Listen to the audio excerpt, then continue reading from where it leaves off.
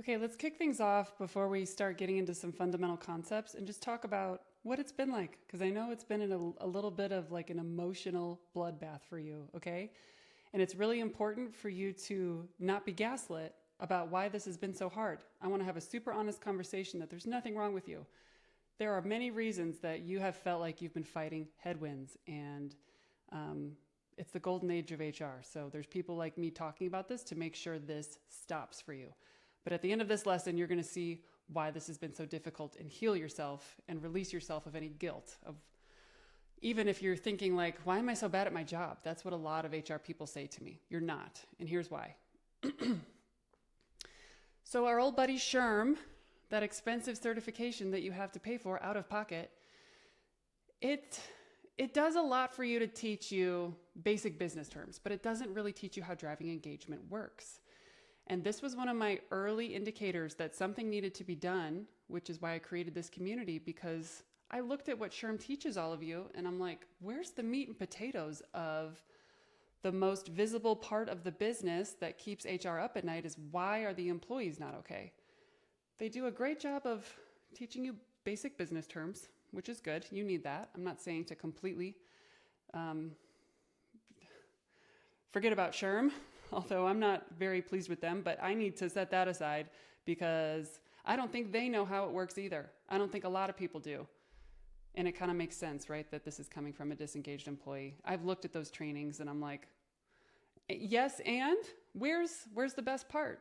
So they do a good job of putting a lot of pressure on you, like you need to have an engaged workforce, but they don't really tell you how to troubleshoot things when things go wrong. And that's what you're learning here. So it's okay. But add to it, nobody understands how much you do in the background. When I was doing my research at Pingboard, talking to so many of you, I was like hearing about a day in your life and I was like, yo, are you okay? Which is where I formed a lot of relationships with you because you all said, no, this is hard. It's a lot and it's a very thankless job. And every once in a while I make a difference, but look at all that you do in the background that employees and sometimes executives have no idea. Nobody knows how much you do behind the scenes to keep the business running. Plus, you're constantly interrupted because, well, someone had a baby, someone's buying a house, someone's getting divorced, and someone can't get into their email, and they think you're on the IT team. So when you are running so much of the business in the background and you're constantly interrupted, of course it's hard for you to know what's causing your employees to not be okay because you're so busy just trying to keep the business standing and answer everyone's questions and give them a good experience. You also very likely don't have enough resources. We'll talk about this later to figure out what exactly the issue is, but you likely don't have enough people on your team and you don't have any budget, and we're going to change that because you need to have people of certain specializations as you grow, and it takes money to drive engagement, and it's not for Grubhub gift cards and Silly Hat Day and Cat Day. It's for investing in tools and training and consultants and coaches. It takes money to turn your culture around. But we have scripts in this community. Don't panic. Like, we're going to teach you how to ask for it in a way that will make sense to your executives. But you are like walking a tightrope in front of the whole company, trying to do and balance all the things you're doing with all the interruptions. And sometimes it's just you, or just you and a recruiter and a bunch of employees. And when HR is not okay, nobody's okay. We'll also talk later in this course about how to position yourself as the ultimate revenue driver. Because sometimes this is because executives don't see you as a department that brings in money, which is adorable. We're going to change that because whose job is it to take care of the revenue drivers so that they are productive and engaged and stay with the company? Because turnover is expensive. It's your job. So are you not the ultimate revenue driver, right? We're going to flip it in your head so we can flip it in their head. Also, most HR content stinks. It's bad. It's vague, it's misleading, it's full of buzzwords. So as your employees are disengaged, you look outside of, your world for answers and you're sent on a wild goose chase where if you were to click on any of the articles that come up, if you Google how to drive engagement, it's a test. Like, go try this. I promise you're going to be like, oh my God, no wonder it's been confusing. You will get a rainbow variety of answers. And I'm talking about colors like like not even the 64 color rainbow box crayon.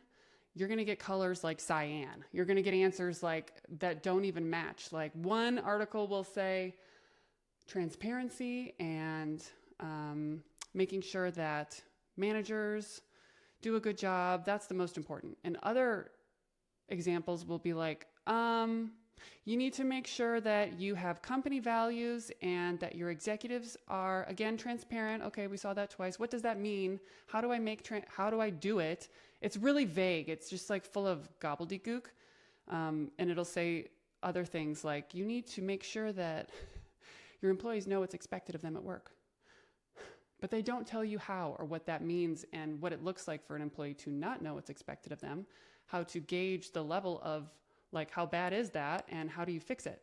So if you've ever sat on a webinar or looked at an ebook and been like, oh my gosh, I have more questions than I started with, it's okay. There's nothing wrong with you. I don't think anybody knows what they're talking about.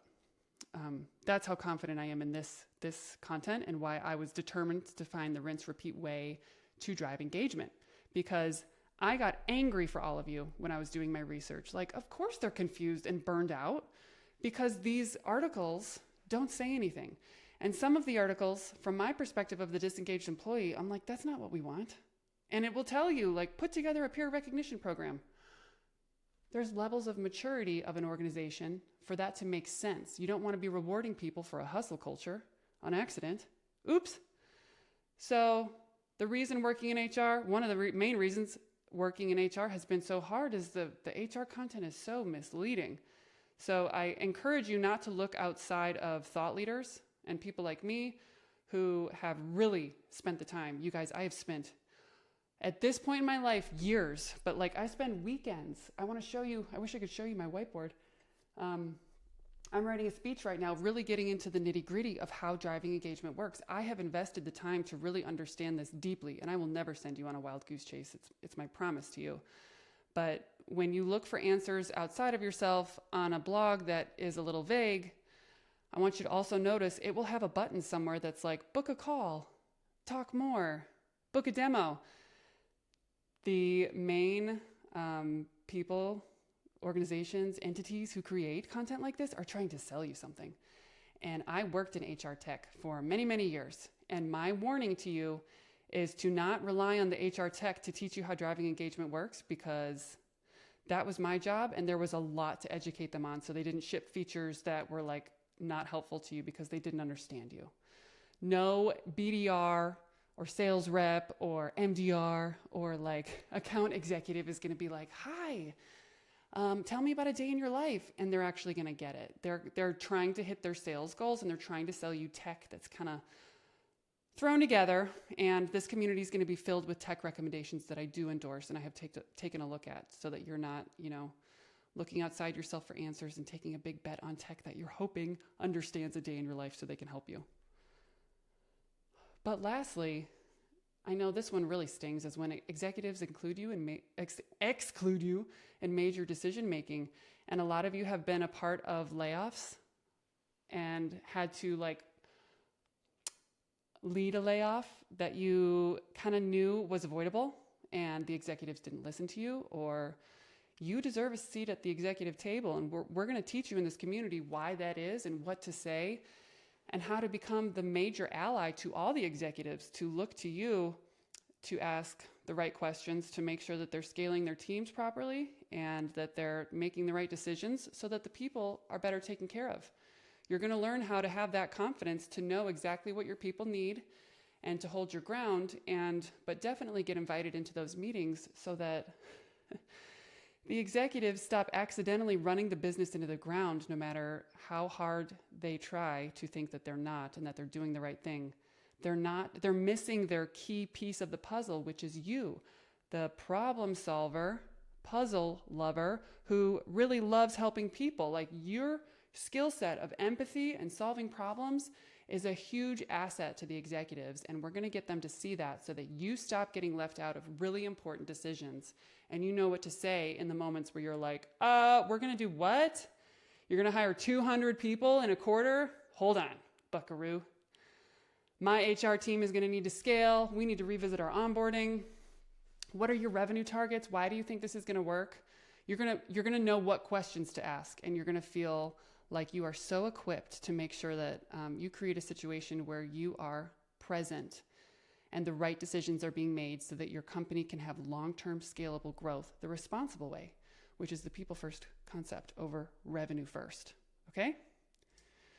So in the comments section on the side panel, I want to ask you, have you ever tried to research engagement and been led on like a wild goose chase rabbit hole?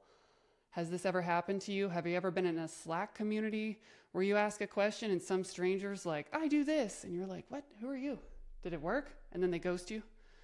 Or nobody answers? I want to caution you too to free Slack communities. You don't know who's in there and you don't know who's giving the advice.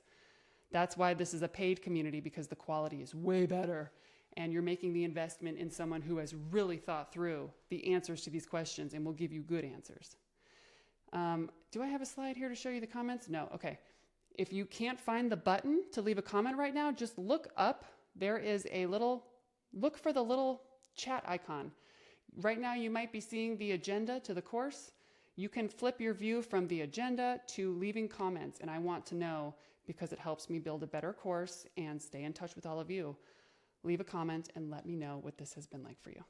Okay, I'll see you in the next lesson.